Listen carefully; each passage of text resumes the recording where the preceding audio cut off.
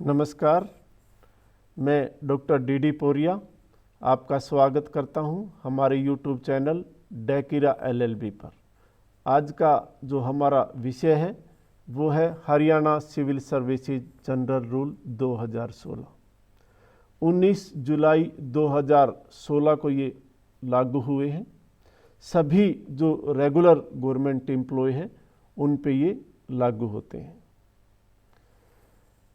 Definition अब मैं आपको कुछ बताता हूँ। हेड ऑफ डिपार्टमेंट और head of office, authority specially designated with the order to exercise head of department. एक अथॉरिटी है जिसको हेड ऑफ डिपार्टमेंट डेजिग्नेट किया जाता है। जनरल रूल के लास्ट में एनेक्सर 1 में दी गई है सभी अथॉरिटियाँ जो हेड ऑफ डिपार्टमेंट है। और किसी भी गस्टेड ऑफिसर को administrative department with concurrence of finance department head of office declare कर सकते हैं। अब कोई भी व्यक्ति जब सर्विस में आता है उसके लिए एक मिनिमम और मैक्सिमम एज रहती है। ग्रुप डी के लिए मिनिमम एज है 16 साल और अदर ग्रुप के लिए है 17 साल। मैक्सिमम एज है 42 ईयर्स। 5 साल तक रिलैक्सेशन दी जा सकती है कुछ कैटेगरी को, जैसे SC हैं, ST हैं, OBC हैं, विडो हैं, लीगली डाइवोर्स्ड वुमेन है या सेपरेटेड वुमेन जो 2 साल से ज़्यादा अलग रह रही हैं।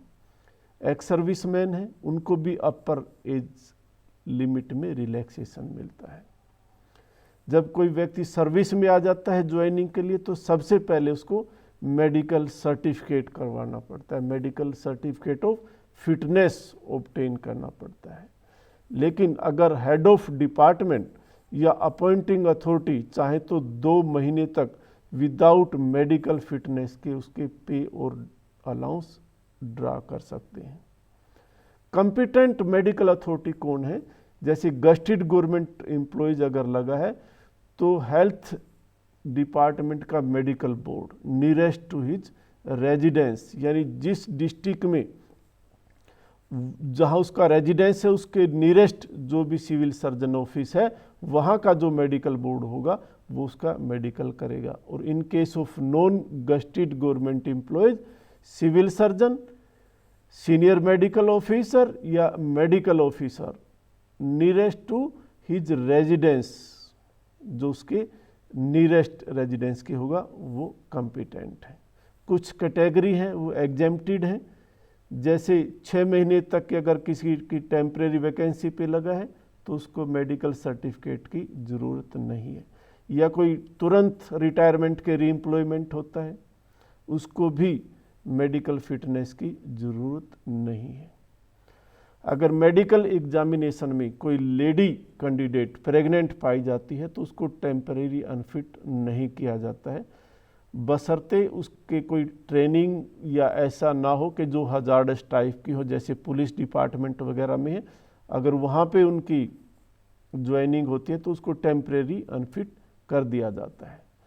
जब कर्मचारी एक बार सर्विस में आ जाता है तो उसका 2 साल का प्रोबेशन पीरियड रहता है।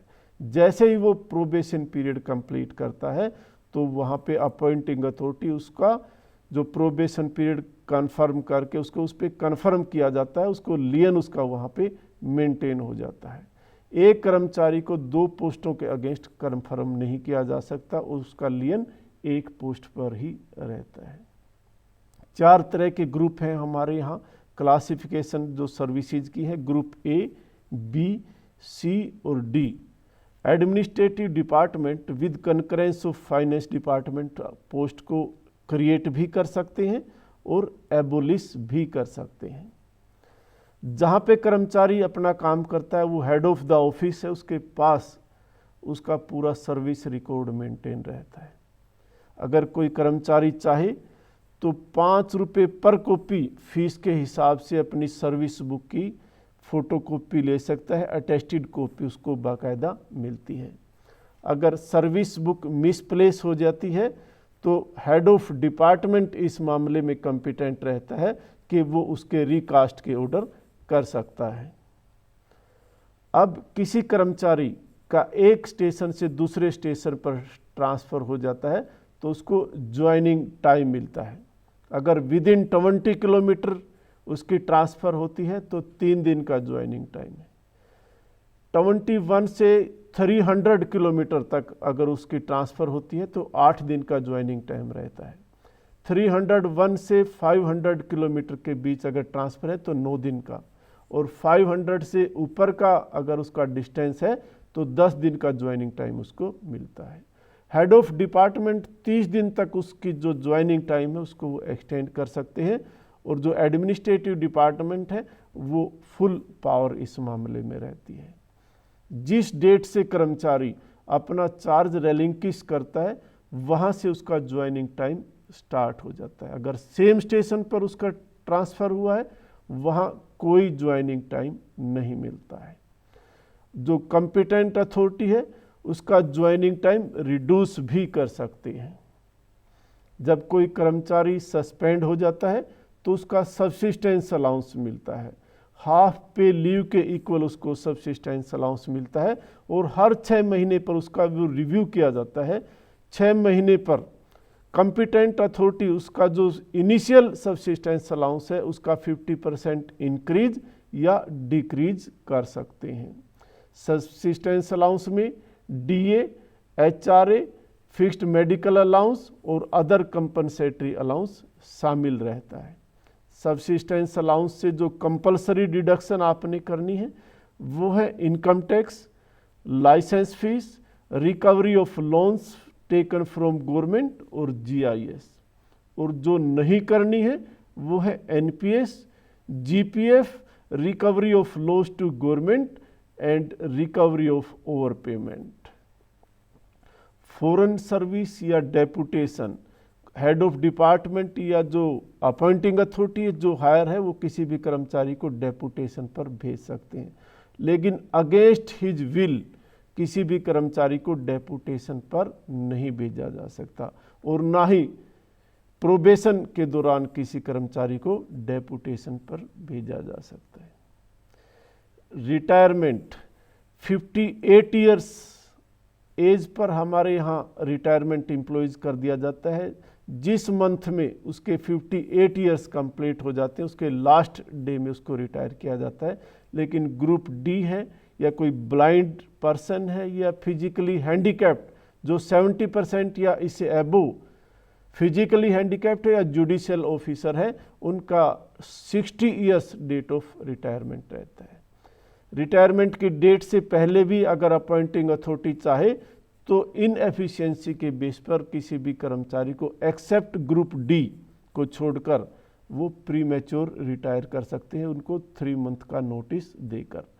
उसकी या तो 20 ईयर्स की क्वालिफाइंग सर्विस कंप्लीट होगी हो या एक प्रेस्क्राइब्ड एज, जैसे 50 या 55 ईयर्स जो प्रेस्क्राइब्ड एज है उसके बाद उसको 3 मंथ का नोटिस देकर रिटायर किया जा सकता है। या कर्मचारी भी 3 मंथ्स का नोटिस देकर वॉलंटरी रिटायरमेंट ले सकता है। लेकिन अगर एक बार नोटिस दे दिया तो फिर अथॉरिटी की अप्रूवल के बगैर वो उसको वापस नहीं ले सकता।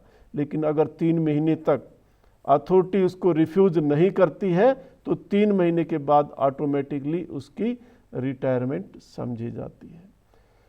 3 महीने का नोटिस कहाँ से स्टार्ट होता है? जहाँ से उसने जिस दिन से नोटिस दिया है वहाँ से कंप्यूट हम करते हैं, और जिस दिन उसके 3 महीने कंप्लीट हो जाते हैं उसको वॉलंटरी रिटायर कर दिया जाता है।